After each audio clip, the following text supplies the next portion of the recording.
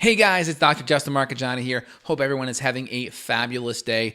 We're going to be doing a little live Q&A here. Really excited to check in. If you guys enjoy these, put your comments down below. Really curious to know your thoughts. Also, make sure you subscribe, hit that bell to get notifications. So when I go live, you guys get a little thing on your app saying, hey, Dr. J's live. All right, so what is happening today? I did a podcast earlier this morning. Feel free, click below to find that podcast. We were talking about uncommon causes of weight gain. So outside of just your standard weight gain, calories in, calories out type of model and exercise more, right? Get off your butt, move around. We talk about some of the more uncommon reasons why you have weight gain or maybe harder to lose that weight. Number one is going to be the inflammatory nature of food. The more food that you're eating that's driving inflammation, that's driving cortisol, that's going to mobilize blood sugar, kind of like a meal that may be a lot really carby or really sugary. People think, hey, I'm eating all this sugar over here, this alcohol, but I'm not doing that. I'm cutting it out. But hey, you may be mobilizing a similar amount of glucose or sugar in your body, right? That you would be getting from that meal with your stress hormones. People forget stress hormones actually mobilize glucose, right?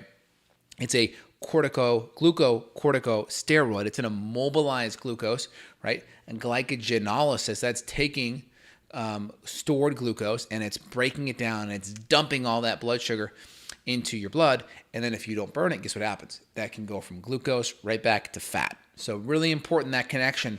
Inflammatory foods, especially gluten, refined junky foods, junky vegetable oils that are more omega-6, omega-6y, if you will, that can really drive inflammation.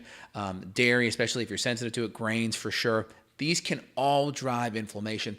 The more your inflammation's up, the more your cortisol's up, you're mobilizing glucose on one side, right? That can get stored into fat if we don't burn it.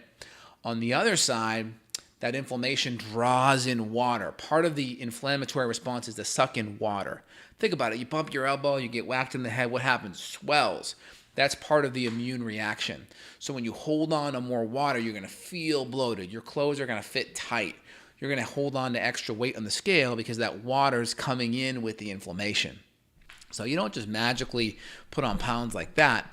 Usually a lot of times that's going to be water in the interim. So that's really important to kind of keep in the back of your head there. So we have the water, we have the inflammation, we have the extra glucose that's being mobilized that will get converted to fat if we don't do something about it. I would say also on the next side is going to be hormone stuff. We got to look at the hormones. Of course, if you're a woman and you have cycling hormone issues or menopausal, those hormones can affect your body and put you more into a fat storing mode versus a fat burning mode. So if you're higher on the estrogen or you're going into menopause and you have a lot of hot flashes and such, that's going to throw off your metabolism. Both of those need to be looked at from a cycling perspective and a menopausal perspective. Next, of course, is going to be thyroid. Your thyroid gland sits right, by your Adam's apple, and that's going to be the thermostat of your body. And if you have an autoimmune issue that's attacking the thyroid and your thyroid hormone is starting to drop over time, which means your TSH typically goes up over time later, right?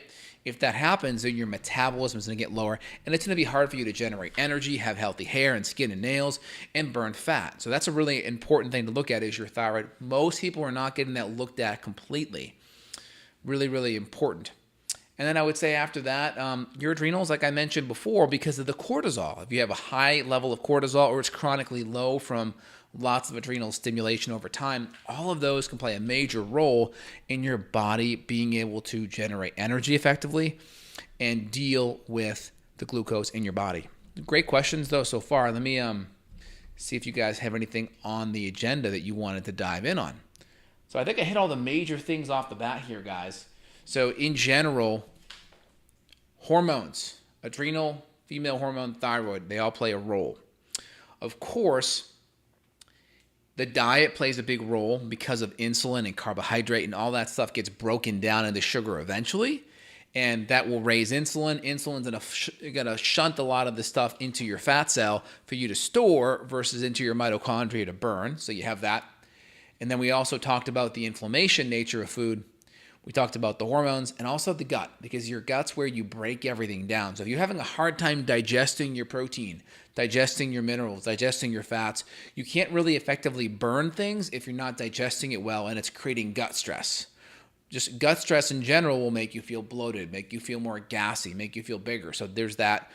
And also you can't access those nutrients to run those metabolic pathways if you're not digesting it or absorbing it properly. That's a really, really important component to kind of remember there. All right, awesome.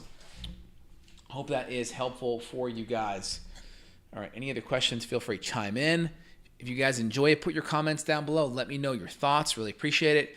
And we'll kind of re-summarize that. We'll put the link for that podcast down below so you guys can access that as well. All right, guys, have a great day. Take care. Bye.